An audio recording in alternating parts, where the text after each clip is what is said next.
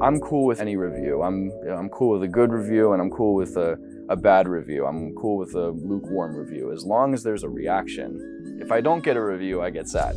I like the good and the bad, because that's what music is supposed to produce. It's supposed to produce a feeling. And if it's a bad feeling, great. And if it's a good feeling, even better. In 2022, Charlie Puth revealed that Elton John told him his music sucked.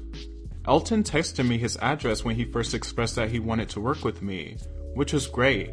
He was brutally honest with me, Puth said.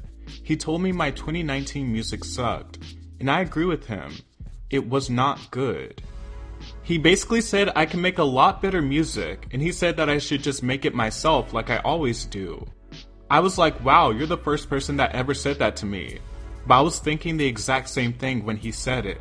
And if his new album is any indication, Charlie's music still sucks, arguably even more than his previous work. I actually thought the bass-heavy songs such as Attention were great improvements for Charlie, and showcased him moving in a more respectable direction. You know, just nice pop songs with a nice groove. Historically, Charlie has always been hit or miss. No super strong negatives or positives. And with his resurgence on TikTok showcasing his skills, and his very awkward rebrand into a hornball, I felt more inclined than ever to check into the world of Charlie Puth.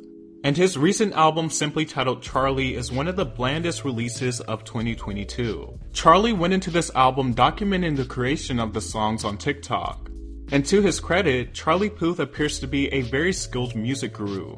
Yet the end product he delivers is less than satisfactory. His Charlie album is an example of how pandering to TikTok and trending algorithms to such a huge extent can leave the artist and their music sounding completely devoid of any true interesting or finely crafted music. The album is 12 songs in just over 30 minutes, and fails to leave a lasting impression. The vocal processing on this album is quite terrible and extremely excessive, which is odd considering Charlie Puth has perfect pitch and has made that such a huge part of his brand. He almost sounds lifeless a lot of times on the album.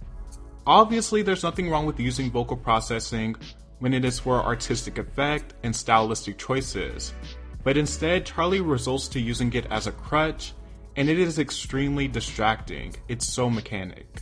The production, on the other hand, is absolutely spineless. It takes after the very popular 80s sound that is plastered on pop radio right now, and some pseudo-pop rock. However, instead of intriguing, gutsy, or simply well-produced pop music, it just feels like cheap wallpaper that chips away with every underwritten and underperformed song on this record. There are some songs on the album that I think have some true potential, like Charlie Be Quiet, but it sounds like a demo. Light Switch is probably the best song on the album, and that's not really a good thing, considering the entire gimmick of the song is the light switch sound effect. However, it also has some of the more tolerable production on the album. It has a nice bass groove, some pretty synths, and it's pretty catchy.